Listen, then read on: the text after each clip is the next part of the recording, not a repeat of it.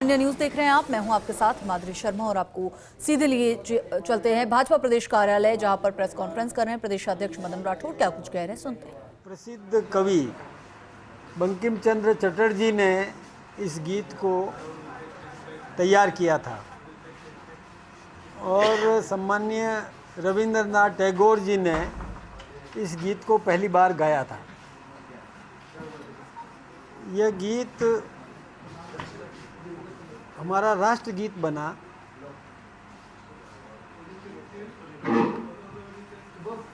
और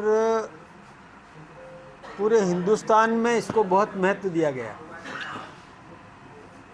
हम चाहते हैं कि इसको और आम नागरिक के अंतःकरण में इस प्रकार का भाव हम जागृत करें। माइक नहीं, ये नहीं है, ये है। अब ठीक है, नहीं जरूरत नहीं है,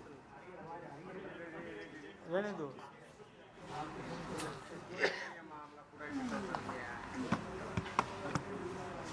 हम चाहते हैं कि इस देश का प्रत्येक नागरिक इसका गायन करे, इसके भाव को समझे, इसको याद करे, प्रत्येक कार्यक्रम में इसका उच्चारण करे। इससे एक राष्ट्रभक्ति का भाव पैदा होता है कि इस देश पर न्योछावर होने की प्रेरणा मिलती है और राष्ट्र प्रथम का संदेश मिलता है। इसके लिए हमने एक अभियान चलाया है, पूरे देश भर में अभियान चल रहा है। इन दिनों कई ऐसे कार्यक्रम हो रहे हैं कि जिनको 150 वर्ष पूरे हो रहे हैं। आज ही हमने एक कार्यशाला की थी, जिस कार्यशाला में भगवान बिरसा मुंडा के 150वां जन्म दिवस ये 15 नवंबर को होने वाला है और 7 नवंबर को हमारे इस वंदे मातरम राष्ट्रगीत का उसको भी 150 वर्ष पूरे होने वाले हैं। तो उस दिन हम बहुत बड़े आयोजन करने वाले हैं। ये सरकारी कार्यक्रम भी है, हमारे पार्टी के लोग भी इसमें अपना योगदान देंगे। तो सरकारी कार्यक्रम है, इसलिए सरकार भी इसको अच्छे तरीके से और मनाएगी। हम चाहते हैं कि सचिवालय के कर्मचारी भी इसको गाएं, सारे अधिकारी इसको गाएं, आम नागरिक भी इसको गाए उस दिन और राष्ट्रभक्ति का जज्बा पैदा करें। हम चाहेंगे कि प्रत्येक स्कूल्स में और इसे गाएं। ऐसे ही गांव-गांव में,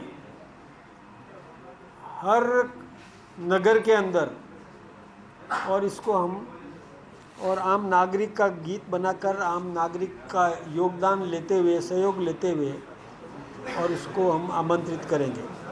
ऐसे ही राजस्थान में 10 बड़े कार्यक्रम होने वाले हैं। 10 बड़े कार्यक्रम भी इसमें है। उन 10 स्थान जो बताए गए, जैसे जयपुर तो है ही है, ऐसे ही और भरतपुर, अजमेर, बीकानेर, उदयपुर, कोटा, जोधपुर, सीकर, भीलवाड़ा, अलवर, ये राज्य स्तरीय कार्यक्रम ये सब वहाँ पर भी होने वाले हैं। लेकिन केवल यहाँ तक ही सीमित नहीं है, हम इसको और व्यापक करना चाहते हैं। कुछ लोग थोड़ा बहुत पहले विरोध करते थे, आजकल तो वो नहीं कर रहे हैं। जब उनको ये समझ में आया कि वंदे मातरम का मतलब होता है मादरे वतन को सलाम, यदि उर्दू में कोई कहे तो मातृभूमि को वंदन या मादरे वतन को सलाम, अर्थ जब समझ में आ जाता है तो किसी को ऐतराज़ नहीं होता। इसलिए कुछ भ्रम पैदा करने के कई लोगों ने कोशिश की थी, कई राजनीतिक उद्देश्य से इसको रोकने का कईयों ने प्रयास किया, लेकिन ये राष्ट्रभक्ति का गीत है। जैसे राष्ट्रगान महत्वपूर्ण है, वैसे ही राष्ट्रगीत भी निश्चित रूप से महत्वपूर्ण है। इसके प्रत्येक पैरा में भी और राष्ट्रभक्ति का जज्बा पैदा करने का काम संदेश देता है। इसलिए मैं तो ये चाहूँगा कि इस अभियान में मीडिया की भी बहुत बड़ी भूमिका है, इसलिए आज प्रेस कॉन्फ्रेंस इसी निमित्त करके आप सबको हमारा निवेदन भी है कि इसे हम सब ये प्रयास करें कि पूरे देश में एक राष्ट्रभक्ति का जज्बा पैदा होना चाहिए, पक्ष विपक्ष सब में होना चाहिए। कोई एक पार्टी का ठेका नहीं है देशभक्ति, देशभक्ति सब में होनी चाहिए। तो सबको इसमें बढ़ चढ़ करके हिस्सा लेना चाहिए। बाकी राजनीतिक दल भी इसमें राजनीति से हटकर और इस गीत को महत्व दे, इसको और फैलाए, आम नागरिक तक पहुंचाने का काम करे। यही मैं आज इस अवसर पर आप सबका भी मैं आह्वान करते हुए निवेदन भी करना चाहूँगा कि इसमें हमारे सहयोग करें, क्योंकि हमारा एक कोई व्यक्तिगत कोई इस कार्यक्रम नहीं है।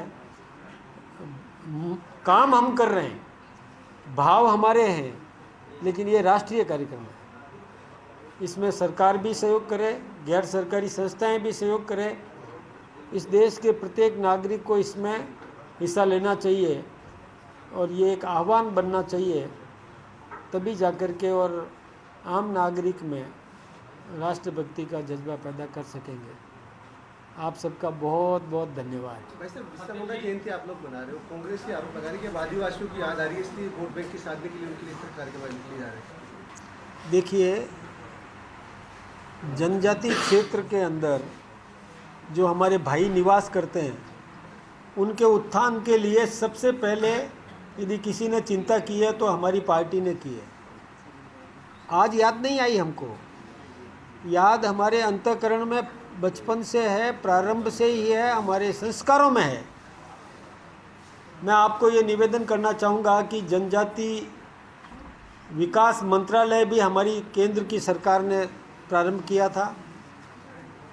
हमारे पंडित दीनदयाल उपाध्याय जी ने भी अंत्योदय की बात कही थी, अंतिम छोर के व्यक्ति को किस प्रकार से और मूल धारा में जोड़ा जाए, उसको समकक्ष विकास के अवसर दिए जाएं। उन्होंने भी इस प्रकार का प्रयास किया। हमारे सदैव भैरव सिंह जी शेखावत जब राजस्थान के मुख्यमंत्री थे, उन्होंने अंत्योदय अपनाया। यही नहीं, जनजाति वर्ग को आरक्षण देने का काम, उसमें आरक्षण का प्रतिनिधित्व बढ़ाने का काम हमारे सदैव भैरव सिंह जी शेखावत ने किया। आदरणीय वसुंधरा जी ने भी उसमें और आगे बढ़ाने का काम किया। राज्य में भागीदारी सुनिश्चित करने का काम, ये पंचायतों में, नगर निकायों में आरक्षण देने का काम, जिला परिषदों में प्रमुख बनाने का काम, प्रधान बनाने का काम, म्यूनिसिपैलिटी में चेयरमैन, सभापति बनाने का काम, ये हमारी सरकार ने किया और आज भी हम उसको मजबूती से